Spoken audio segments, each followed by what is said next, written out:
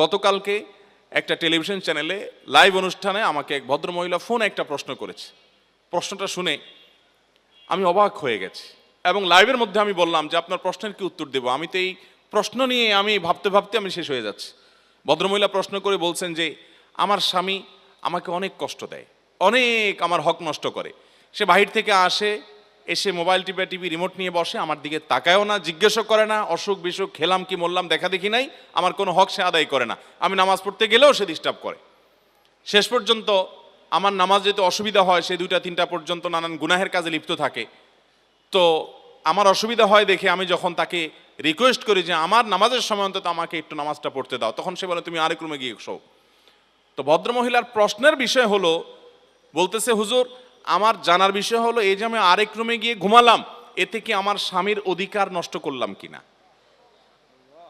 আমি বললাম সুবহানাল্লাহ, এত জুলুমের মধ্যে থেকে একজন মুসলমানের চিন্তা হলো যে আমার দ্বারা কোনো জুলুম হচ্ছে কিনা, আমার দ্বারা তার কোনো অধিকার নষ্ট হচ্ছে কিনা, এর নাম মুসলমান। এটা হলো খাঁটি মুসলমানের আলামত। এই একই ভদ্রমহিলা তিনি একই টেলিফোনে আরেকটা প্রশ্ন করেছেন, বলেছেন যে আমার ছেলে আমার গায়ে হাত তোলে। ভয়ঙ্কর একটা ব্যাপার, যেখানে যেখানে মা বাবার সামনে শরীরের ময়লা ধুলাবালি ঝাড়ি দেওয়াটাও রীতিমতো তাদের প্রতি অবাধ্যতার সামিল, গুনাহের সামিল। কোন কোন সাহাবী সেই মনটি বলেছেন, সেখানে মার গায়ে হাত তোলে এক কুলাঙ্গার সন্তান। তো তিনি বললেন যে আমাকে প্রচণ্ড আঘাত করার পর আমি খুব কেঁদেছি কষ্টের চোটে, যেহেতু কষ্ট হয়েছে সেজন্য আমি কাঁদলাম। আমার কাঁদার কারণে আমার সন্তানের কোনো ক্ষতি হবে কিনা হুজুর, এই হলো প্রশ্ন। তো আমি বললাম যে আপনার এই প্রশ্ন থেকে আমাদের সবার শেখার আছে যে মুসলমান নিজের দায়িত্ব, নিজের যে অধিকার সেটা যদি পেতে তার কোনো প্রকার তাকে সেটা আদায় করতে কেউ ত্রুটি বিচ্ছুতি করেও, যে আমার অধিকার কেউ আদায় করছে না, ত্রুটি বিচ্ছুতি করছে, অন্যায় করছে, সে দেখবে যে আমার দ্বারা কারোর অধিকার নষ্ট হচ্ছে কিনা, এর নাম হলো মুসলমান। আমরা আজকাল সবাই অধিকার সচেতন কিন্তু কর্তব্য সচেতন না। ভালো মুসলমান হতে হলে আপনাকে কর্তব্য সচেতন হতে হবে, দায়িত্ব সচেতন হতে হবে, যে আমার দ্বারা কারোর জন্য হক নষ্ট না হয়। নবী করিম সাল্লাল্লাহু আলাইহি সাল্লামের কাছে একবার বলা হলো, ইয়া রাসূলুল্লাহ ফুলানা, আমাদের এখানে একজন মানুষ আছেন, তিনি অনেক ইবাদত বন্দেগী করেন। খেয়াল করবেন, ওই মানুষটা অনেক কি করে, অনেক নফল রোজা রাখে, অনেক নফল নামাজ পড়ে, প্রচুর ইবাদত বন্দেগী করে, ওনার ইবাদত বন্দেগীর কোনো ঘাটতি নাই, কিন্তু তিনি তার প্রতিবেশীকে কষ্ট দেয়, প্রতিবেশীর সাথে সম্পর্কটা ভালো না। নবী করিম সাল্লাল্লাহু আলাইহি সাল্লাম বলেছেন হিয়া ফিন্নার, তিনি জাহান্নামে যাবেন। তার ব্যক্তিগত আমল ইবাদত যত ভালো হোক, তিনি নফল রোজা করেন, নফল নামাজ পড়েন, এত কিছুর পরও প্রতিবেশীকে যদি কষ্ট দেয় তো নবী সাল্লাল্লাহু আলাইহি সাল্লাম বলেছেন সে জাহান্নামে যাবে। এরপরে বলা হলো, ইয়া রাসূলুল্লাহ আরেকজন আছে যিনি মৌলিক মোটা 5 ওয়াক্ত ফরজ নামাজ পড়েন, অতিরিক্ত নফল নামাজ পড়তে সুযোগ পান না, তিনি হারাম কাজগুলো থেকে বেঁচে থাকেন, অন্যান্য ছোটখাটো অন্যান্য নফল আমলগুলো করার সুযোগ পান না, কিন্তু তার দ্বারা কোনো মানুষ কষ্ট পায় না। প্রতিবেশীর ব্যাপারে তিনি খুব অ্যালার্ট থাকেন যে আমার দ্বারা কোনো কষ্ট আমার প্রতিবেশীর হচ্ছে কিনা। নবী সাল্লাল্লাহু আলাইহি সাল্লাম বলেছেন এই লোকটা জান্নাতে যাবে।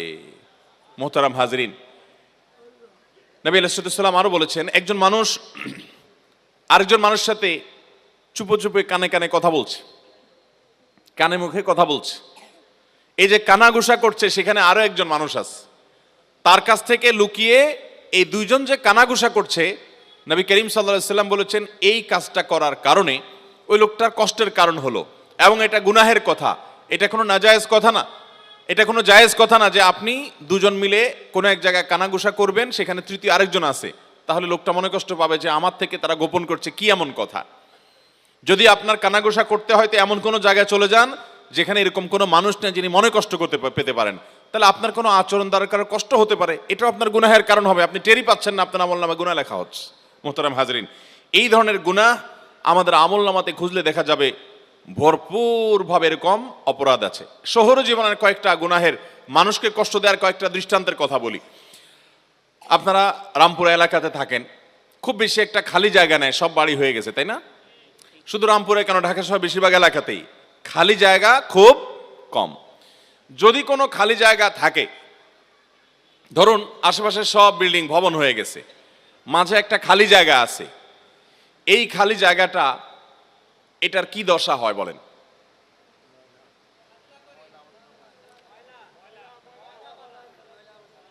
খেলাধুলা করার সুযোগ পান সেরকম খালি জায়গা কয়টা আছে? খুব কম। বেশিরভাগ জায়গাগুলো ময়লার বাগাড়ে পরিণত হয়, ঠিক কিনা বলেন? একজন মসজিদে যাচ্ছে ফজরের নামাজ পড়ার জন্য, 5 ওয়াক্ত নামাজের মধ্যে সবচেয়ে গুরুত্বপূর্ণ নামাজ আসর এবং ফজরের নামাজ। মুনাফিকের খাতা থেকে নাম কেটে যায় ফজর এবং এশা যে পড়তে পারে, আর ফজর এবং এশা যার জন্য পড়া কষ্টকর, মুনাফিকের লক্ষণ তার ভিতরে আছে। তাহলে একটা মানুষ যখন ফজর নামাজ পড়তে যায় সে তো সমাজের এলিট শ্রেণীর মুসলমান, ক্রিম মুসলমান, সবচেয়ে আপার ক্লাসের মুসলমান।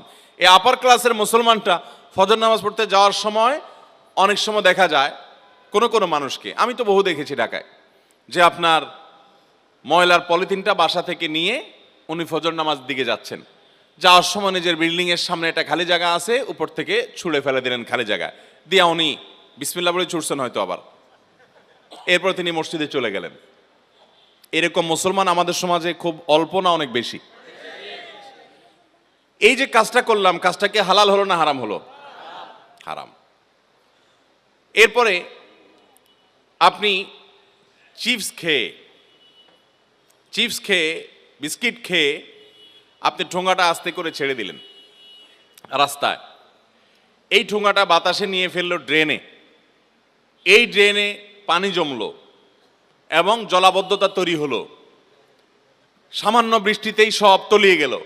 এমনিতেই নানা দিক থেকে অবকাঠামোগত দুর্বলতা তো আছেই, এর মধ্যে আবার আপনি মরার উপরে খড়ার ঘাড় মতো করে ঠোঙ্গা ফেলাইলেন। আপনার ঠোঙ্গা আপনার মতো এরকম আরো 100 জন ফেললো, 200 জন ফেললো, এগুলো যেতে যেতে ড্রেনে জ্যাম হয়ে এলো, পানি জমে গেল। এমনকি ওই পানি থেকে, সেখান থেকে আপনার এডিস মশা জন্ম নিয়ে সেই মশা কোনো মানুষকে কামড় দিয়ে ক্ষতিগ্রস্ত করে, অসুস্থ করে, এমনকি মৃত্যুর মুখেও পতিত করতে পারে। আপনি কিন্তু জানলেন না, ওই যে ফেলে দিয়ে চলে গেলেন। ডাব খেয়ে ডাবের খোসাটা, মালাটা আপনি ফেলে দিয়ে চলে গেলেন, এই মালা সেখানে বৃষ্টির পানি জমলো, সেখানে মশা তৈরি হলো, সেই মশার মধ্যে এডিস মশা তৈরি হয়ে সেই মশা কোনো মানুষকে দংশন করে দেখা গেল তার ইমিউন সিস্টেম দুর্বল বা কোনো কারণে সে মৃত্যুমুখে পতিত হয়ে গেল বা সাফার করলো, অনেক টাকা খরচ হয়ে গেল। এই ধরনের আমাদের অজান্তে গুনাহ হয় কি হয় না বলেন? কিন্তু এই কাজগুলোকে আমরা কি গুনাহ মনে করি? কয়জন মানুষ গুনাহ মনে করি বলেন? সম্মানিত ভাইরা আমার, শুধুমাত্র এগুলাই নয়, আমরা যখন কথা বলি, আমি গতকালকে কোন এক জায়গায় খুব ভালো একটা মসজিদে সালাত আদায় করেছিলাম, তো দেখি যে সেই মসজিদের একজন নিয়মিত মুসল্লি, মাশাআল্লাহ খুব লম্বা দাড়িও আছে, পাঞ্জাবি গায়ে আছে, মাথায় টুপিও আছে, বোঝা যাচ্ছে উনি প্র্যাকটিসিং মুসলমান। ওনার কোন একটা সমস্যা নিয়ে উনি ফোনে আলাপ করছেন, দুনিয়াবী সমস্যা, এমন জোরে জোরে আওয়াজ করছেন যে আশেপাশে মানুষের নামাজের কেরাত ভুলে যাওয়ার উপক্রম।